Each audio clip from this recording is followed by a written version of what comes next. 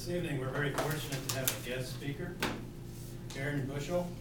Fail is not a four-letter word. Fail is not a four-letter word. Aaron Bushell.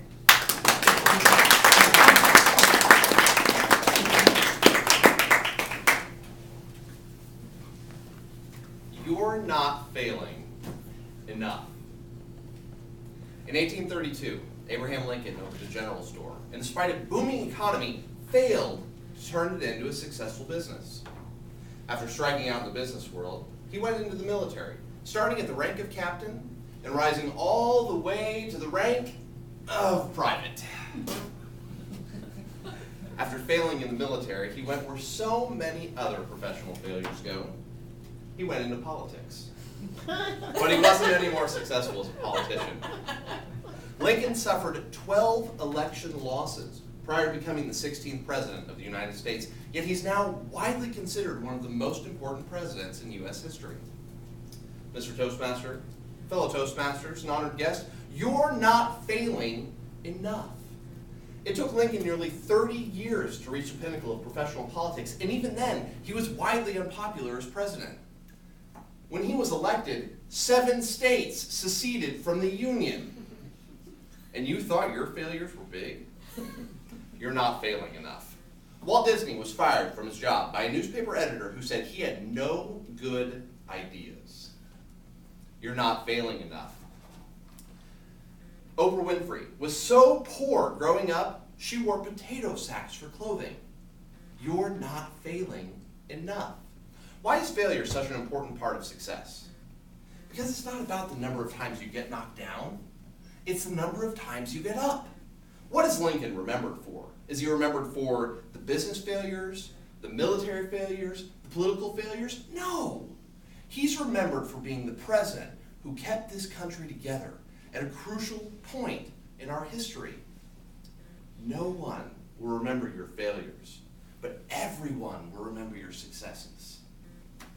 If you want to be great, you've got to be willing to attempt great things. In the process, you're going to fail. I failed. You've probably failed too. But if you haven't, why not? When I was in college, I was in a fraternity. I wanted to be a leader in that fraternity so badly, I ran for every elected position that opened up. I ran for secretary and placed second. I ran for vice president and placed second. I ran for president, placed second. In 5 years, I ran for 23 different elected positions, and I didn't win a single one. It literally got to the point where they started calling me brother second place. My senior year, I was selected to direct the variety show for the on-campus competition with the 6-foot trophy, and you know what happened? I'd like to tell you we won, and everyone celebrated. We placed second. You're not failing enough, and neither was I. After college, I decided to start a lawn mowing and landscaping company, and then shuttered my doors when after one summer, my only client fired me. I had not quite failed enough at that point, so I decided I wanted to go out for law school. I applied to a half a dozen different schools, and didn't get into a single one, because apparently I had not yet failed enough. A few years later, after bolstering my resume, I applied to law school again, and this time I got in. Success, right? Or was it? So I uprooted my family and I moved to Tulsa. I enrolled in school, and after finishing my first year, I realized, this sucks. So despite gearing the previous 7 years of my life towards the goal of going to law school, I quit. I failed to finish. But I knew then it wasn't the path my life was going to take. It wasn't my passion. Now let's stop right there for a second and let's talk about passion. What is your passion? It took me a while to find mine, but this is it right here. I love getting up in front of an audience and talking. What is your passion? Greg knows what his is, but you might not know what yours is. For a long time, I thought my passion was working 60 hours a week and watching football on the weekends, but that's not passion. That's passing through life. Why am I telling you this? Because I stand here today to tell you that failure is not a bad thing. I failed at so many different things because I've tried so many different things, and I wouldn't change a thing about any of them, because they've all led me to this point, at this time, doing what I love to do. I've failed at more things in 31 years than most people have failed at in a lifetime. But I've also been very successful. Remember the lost elections, the lost variety show?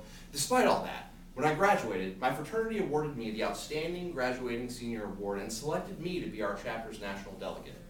And now when I go back, no one remembers that I never won an election, but they see my name on that plaque, on that wall, and that is what I'm remembered for. I remember when I applied to a half a dozen different law schools and didn't get into any of them? I went to business school instead and got an MBA that helped nearly double my salary and helped me get 2 full ride scholarship offers to law school the second time around. Now remember when I went to law school and then dropped out after a year? Other than learning that nobody likes lawyers, what I learned was that what I was really good at, what I was passionate about, wasn't talking to a court and a judge and a jury, it was talking to a crowd of people. I wanted to draw people in with the power of my words. I wanted to connect with an audience. And so I've spent my time since then honing that craft. You are not failing enough, but you can. If you don't believe me, ask Michael Jordan about failure. Michael Jordan, who didn't even make his high school basketball team, he once said, "I've missed more than 9,000 shots in my career. I've lost nearly 300 games. On 26 occasions, I was given the chance to take the game-winning shot, but I missed. I have failed over and over and over in my life, and that is why I succeed." Fellow Toastmasters, I want you to succeed. And so I say this in the nicest way possible. I hope you go out there today and you fail, because that failure will bring you ever closer to success.